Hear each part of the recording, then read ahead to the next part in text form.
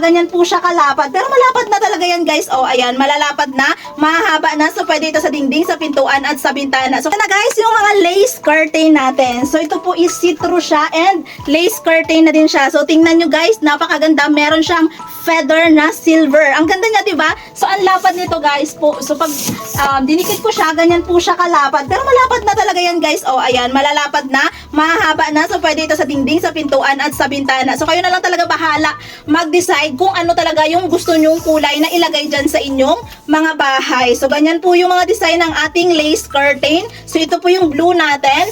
Then, meron din tayo dyang white. Meron din po tayo dyang black. Ayan. And then, meron din po tayo dyang kulay orange. O, diba? Saan ka pa? Saan ka hanap ng ganito kagandang mga kortina? And meron din po tayo ditong feature dust.